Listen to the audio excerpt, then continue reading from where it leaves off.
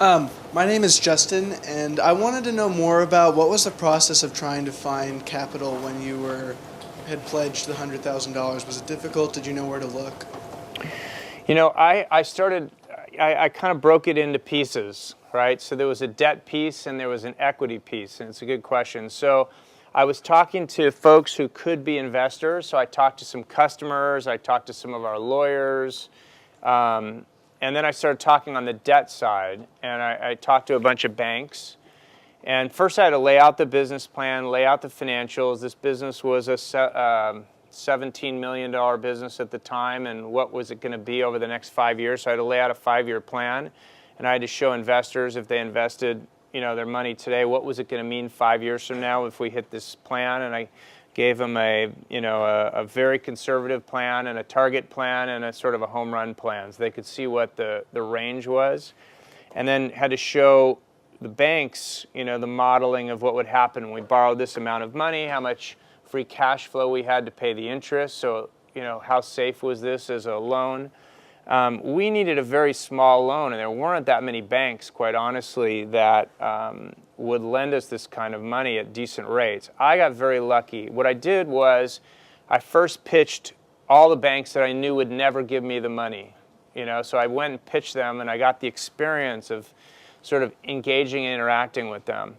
And then this one bank, I got to know, sort of he was kind of a person who dealt with the community, and he and I really hit it off. And he called me one day and he said, "Hey, I know it's really short notice, but the chairman of our bank is coming into town from Connecticut, and I had someone who canceled.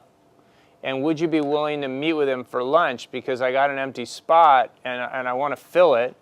And I was like, "Are you kidding? Yeah, I'll meet with that guy." So I met with that guy for lunch and just hit it off with him, and he loved our story. And he basically said to them, "You go lend to this business. We want customers like this." So that made a huge difference. When I had the debt, it was easier to get the equity, and as I got equity, it was easier to finalize the debt. What ended up happening is that guy who introduced me to lunch with the chairman, he actually knew a guy who happened to work for Ernst & Young, who was the auditor on Cherokee's business, so he knew of us, and he knew that that guy and his dad were looking to make an investment. So he called me one day and said, "Would you be willing, do you know this guy, and would you be willing to meet with him and his dad?"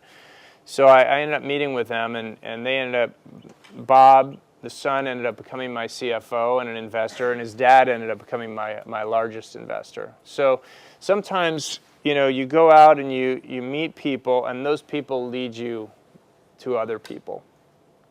But I think for me, because everybody knew that I invested everything I had into the business, they're like, "Wow, if he's willing to risk everything he has, he must really believe in this. I want to back someone like that."